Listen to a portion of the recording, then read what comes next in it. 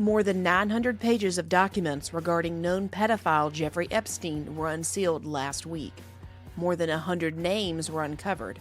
And this was just the first tranche of documents to be released.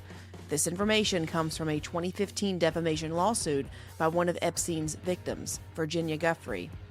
No surprise, Slick Willie, aka Bill Clinton, was named, as well as Prince Andrew and Alan Dershowitz. However, while everyone who is proudly wearing their tinfoil hat is tweaking over who was listed, not much has happened. Why? Well, besides Americans' apathy to anything important, there's also a media problem. You see, the documents were released late on Wednesday, so it missed the day's news cycle. Then, suddenly, the next morning, there was a school shooting in Iowa. Do you think anyone really paid attention to those Epstein names? No. The shooting was the cover story on nearly every news outlet. Seems like the propaganda machine is running smoothly. Am I saying the shooting is a false flag or didn't happen? No, I'm just saying every time there's major news on something that goes against the fake news narrative, we aren't allowed to hear about it.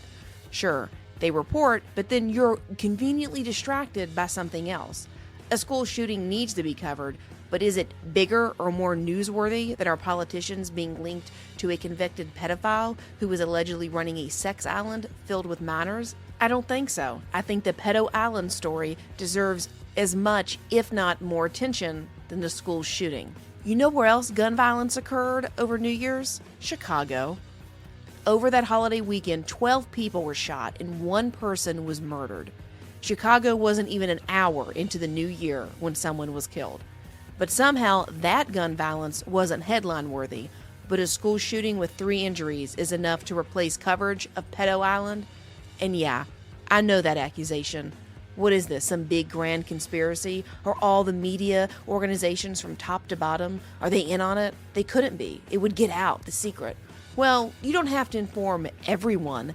People do as they're told. Small-town news outlets and those at mainstream ones do as the top brass instructs. If your editor says to cover the school shooting, then that's what you do. You know the old news adage, if it bleeds, it leads. So there you go.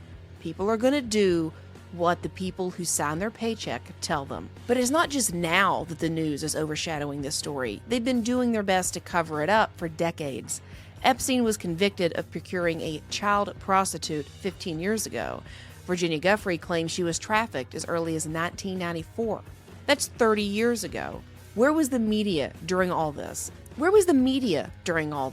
Aside from Alex Jones, did anyone else bother to keep you apprised of Epstein and his remote island where he flew princes, premiers, and celebrities to?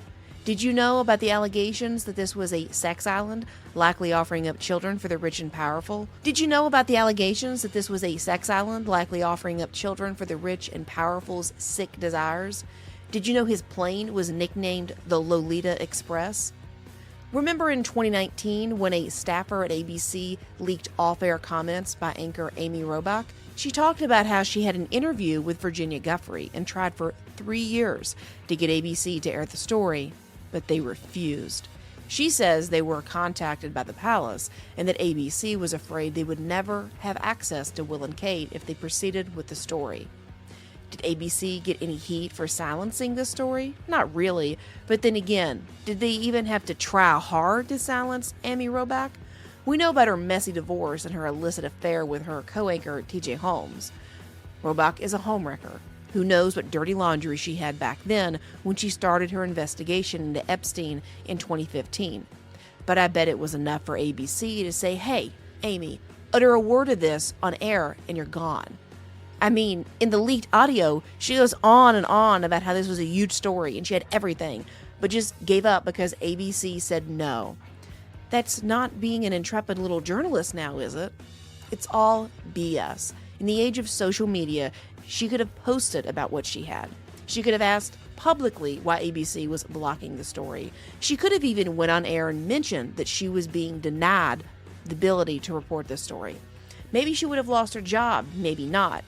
Either way, it's not a good look for ABC.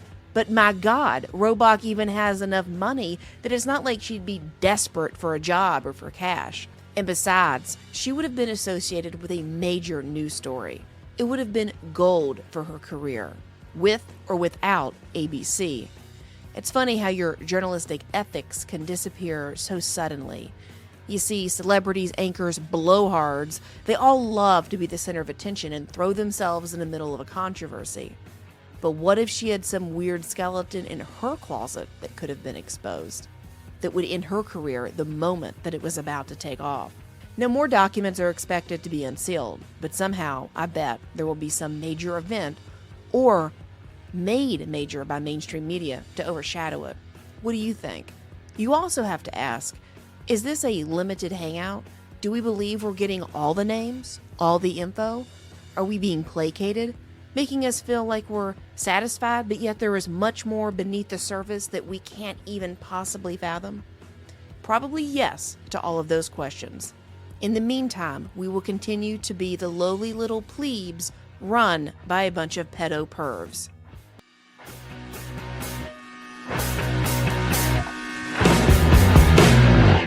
Thanks for listening to Broad Thinking. Be sure to tune in next Monday night for an all-new episode. In the meantime, be sure to follow the Ladies Love Politics channel on TikTok, Rumble, Brighteon, True Social, Twitter, and Instagram.